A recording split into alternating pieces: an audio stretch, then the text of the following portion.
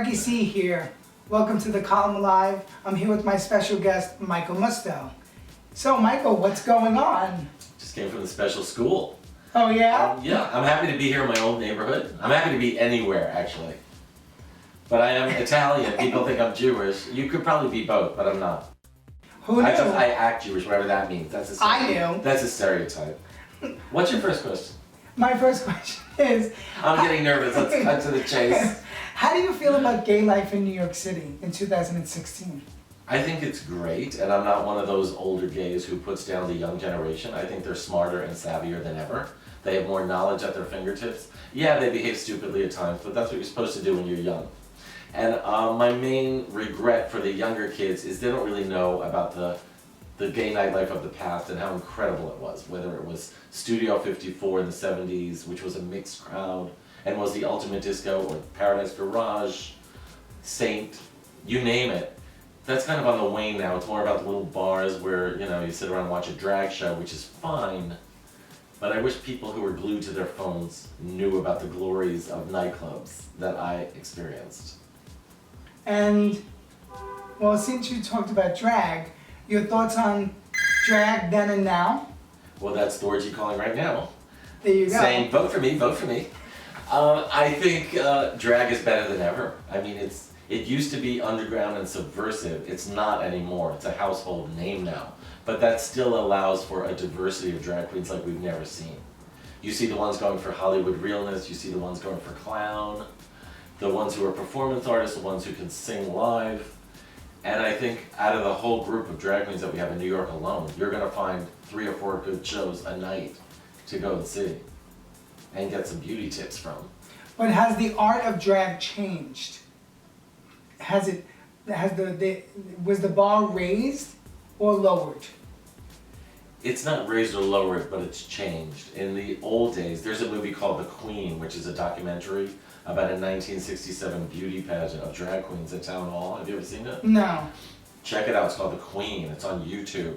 And you can see these poor, oppressed gay people, because it wasn't legal to be gay at that time. You could be arrested just for holding hands on the street.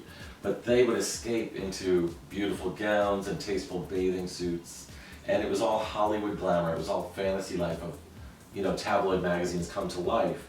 Now it's not about escape. It's more about performance. It's playing a character. It's being clowny, being kooky, being crazy, like Sharon Needles. But then you could also go for the realness if you want. You could be a beautiful drag queen like, I can't think of any, but I'm sure there are some of them out there. What is your take on the word trans? Is it trans, transsexual, transformer? What is it? Well, here's the thing. You couldn't say, I won't even say it, but the T word, remember? You couldn't say it. Okay. You know what I'm talking about? It rhymes with granny. Oh, right. Okay, we got it. We all said it as a term of endearment within the LGBT community, but GLAAD said you can't say it, so we stopped. Right. Guess what? I recently said transsexual when I was giving a speech at a college, and the first question was this lesbian raising her hand and saying, you can't say transsexual because trans has nothing to do with sexuality, it has to do with gender. And I was like, well, what do you say? And she said, trans. And I was like, trans what? And I guess trans man or trans woman or trans people. But you know what I think, Frankie? In the future, you won't even say trans. You'll just say male or female. Because it's nobody's business. If they did something to their genitals or if they didn't, they're either a male or a female. And I think that's what it's going to be in the far future. I do agree. And then we won't even be allowed to say male or female because people are going to go... Martian. Where there's a fluidity of gender and there's no such thing as male or female, and we're all Martian. Exactly. We're just people. Are we? As the song goes. Some of us. As the song Not in Hell's goes, Kitchen. we're just ordinary people. Thank you, John Legend. Oh gosh. I feel like lip syncing. So you've been very busy on the performing end. Well, Give us a little insight on this. In the early 80s, I had a band called The Must, and then it became Michael Musto and The Must because it was based on Diana Ross and the Supremes. I was Diana Ross. And I would sing these campy gay versions of Motown songs before anybody was out and gay. I was out there flouncing around, people were booing, but still, I was doing it. And then it started coming up again a few years ago where people would ask me to come and sing, do a number, and now I'm like the elf at Pangea, which is this downtown restaurant on 12th Street and Yes. 2nd Avenue, Fabulous spot. which is called the Downtown Carlisle. They have a back room, which is a very cool room. And I guested with Tammy Faye Starlight twice. I guested with Aaron Weinstein, who's a violinist. And I'm guesting with Carol Lipnick. So I come in and do my little number or duet or whatever. Check it out. So it's fun to express that side of me. And I'm not like trying to steal anyone else's thunder or become a star, you know. I'm just doing it for fun and because I always performed in addition to writing. And in college I actually was torn, like which should I pursue? And I like the fact that I could pursue both. Well, that's very interesting. Well, tell our viewers about the road that you've traveled, starting with your first publication that you've ever written for. Well, at Columbia University, I wrote for the Barnard Bulletin, which was the female school of Columbia. But Oh, they really? let me, as a gay man, they let me write for them, even though it was an all-female school. Wow. And it should have been an all-female paper. And maybe Right. it was, with me writing for them. But I wrote for them because the Columbia Spectator totally ignored me. I would sit in their office every night trying to get an assignment. They wouldn't give me one, so Barnard Bulletin said, come aboard. Then once I was in that, the Columbia Spectator suddenly noticed me, oh, we want you. And I became the theater critic at the Columbia Spectator. And one of my writers was Tony Kushner, who ended up writing Angels in America. He's only the most brilliant writer who ever lived. Exactly. And he would hand me articles for the paper, and I was like, I can't even edit this. It's so over my head. It's so brilliant. I'm just putting it in. No editing. So that was how it all started. And then once I got out, I started writing for the Soho Weekly News, which was an alternative weekly. And then in 1984, I got the column for the Village Voice. Oh, interesting. You've been a part of ACT UP in the early days. Do you think that there is room in our community in 2016 or need for an ACT UP now? Well, I think there is still an ACT UP, but they're not as visible because people don't have that sense of urgency about the subject anymore. But they should. Everyone's very complacent. Oh, it's manageable, or it's this, or it's that, they're undetectable, blah, blah, blah, blah, blah. It's all mumbo jumbo. And when Hillary Clinton recently made some BS remark praising Ronald and Nancy Reagan for being AIDS advocates, when the reality is they didn't say a word for years, people were dying by the thousands, tens of thousands, and they didn't address it at all. That put the fire back in a lot of people and said, we need to start protesting again. And she took it back. I'll give it to Hillary. She took it back, and she'll never say that again. Nor should she try to swipe her MetroCard again. Did you see that? Yes. I'm a real New Yorker, look. Wait, how does this work? You sort of have to bend it a little. Wait, I'm a real New Yorker. No, how does it? Oh, where's my car? Oh, hell. Oh, we love you. We love you, hell.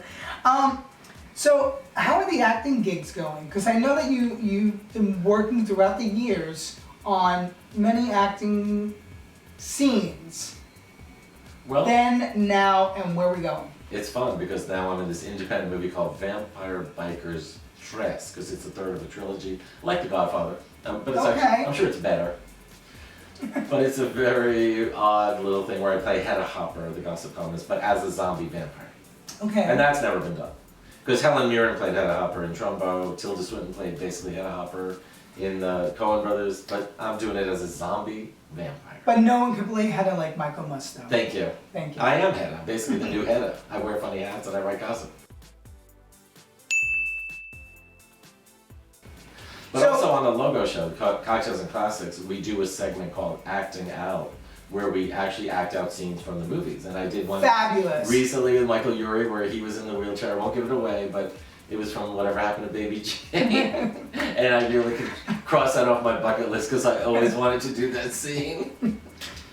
And, well, I love the delicious show, Cocktails and Classics. Tell us about it. This is a show, it's my dream show. Of all the shows, I've been in a lot of shows through the years, from The Gossip Show, Keith Olbermann, VH1, CNN. They contacted me from Logo last year and said, we're doing sort of a movie party show where you get together. It's like a replica of Michael Urie's apartment, and he's the host. Gorge. So beautiful, the sets they do and the props, each one particular to the movie. And we get together, not only show the movie, we talk about it, we talk about the backstory, we play party games, we act out scenes. So I was like, this was made for me. I could not be more suited to anything in my life. So who are the regulars on the show? Well, Michael Urie is the host and producer, and then you have Drew Droege, who's hilarious, and Shangela, aka DJ Pierce, who's a Okay. riot and adorable. And then you have people like me and Jessica Shaw and all kinds of drop-ins. Gorgeous, we love it.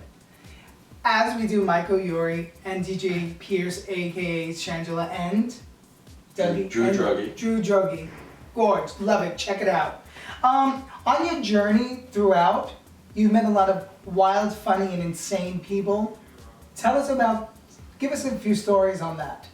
Well, from the beginning, I was determined to celebrate downtown and Bohemia on an equal level with movie stars. So I'd be writing about Julia Roberts in the 80s and then writing about Diane Brill and Lady Bunny, who apparently used to be the same age as me, but now she's 10 years younger. I don't know how that happened. But in any case, Rebirth. I love, yeah, and monkey gland injection. But I love a crazy drag queen. I love a hot mess. I love some of the nutty people that I met through the years, because in the nightlife scene, we all come together. We're all cracked, let's face it. We all weren't loved enough as a kid. But we come together and create this family where we appreciate each other for what's fucked up about us. And that's what I like. I always liked Karen Finley was this crazed performance artist. I thought she was this homeless woman who wandered in from the street, screaming about shoving yams up her granny's ass. Turns out she was a performance artist. Who knew? Can you imagine? And that's showbiz, kids. And there was a guy named John Sachs who used to have this, he told me he used semen and all kinds of dairy products to make this like unicorn hairdo on his head. He was a Vegas satire, a Vegas lounge singer. And the high point of the 80s, believe it or not, which was a very superficial decade, was him meeting the Barnum and Bailey unicorn at Area, the big nightclub, and posing for photos. It was a photo frenzy. And I was like, for some odd reason, I'm really happy to be here right now witnessing this, even though it's completely meaningless. That's what the 80s were all about. So do you remember the performance that John Sachs did with Johnny Darnell, where one played the angel, one played the devil? No. Yes. Good casting. Exactly, great casting. I love Johnny Darnell. Oh, fabulous. He's daddy. He's my daddy. Who's your daddy, Johnny? He plays The Boss by Diana Ross when I walk into the room, so I love that.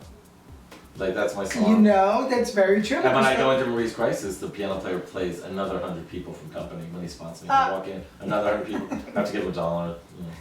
It's worth it. Always worth a buck. And the young people are like, who's Sondheim? All we know is like Rent and Cinderella.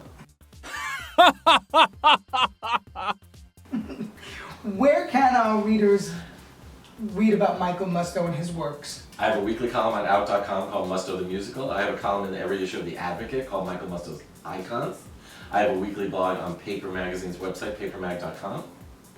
I write for the New York Times Style section. I write for New York Magazine. Oh my God, I'm fabulous. Very fabulous. So, tell our viewers something about Michael Musto, because they've seen you throughout the years. Tell them something that they don't know that would shock them. I'm actually a woman. My vagina kind of... No, never mind. Here's the shocker. I'm a bitch, but I'm actually nice. You're not even agreeing. He's like, this queen is crazy. Nice. And what... Okay, let's skip that. Let me think of another one. Wait, what review would that be? Well, no, I tell the truth in my writing. When I sit at the computer, I vent, or on the phone with you. But generally, I'm a decent, ethical person, unless you cross me. Then I'm like a wet hen. I'm as evil as a wet hen. Okay. Well, shake back your wet hen hair. Don't cross me, bitch. And I hear that your favorite song is Forget Your Troubles. Well, I like the other one. Happy Days Are Here Again. Okay. It's a duet, yeah. One line. Happy days are here again. It's the wrong key. Oh, belt it out, Louise. The skies above are clear again, so let's sing a song of cheer again. Happy days are here again.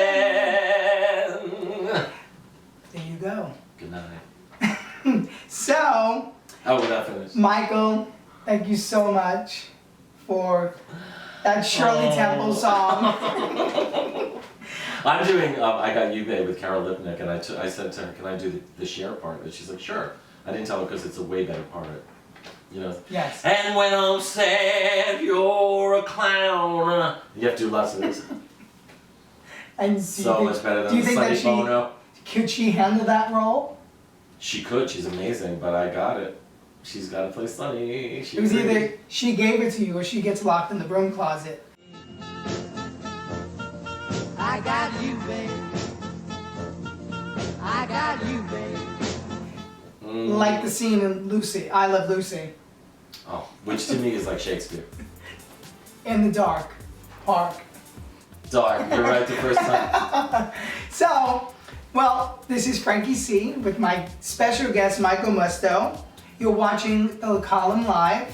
Stay tuned for next week and my next interview. I'm not going to say who it is, but we'll be back. Please like me on Facebook. Please. Yes, but we're on Facebook. I don't know, just like me. Press like on everything. And on Happy Instagram. days are here again. Yeah, the sky.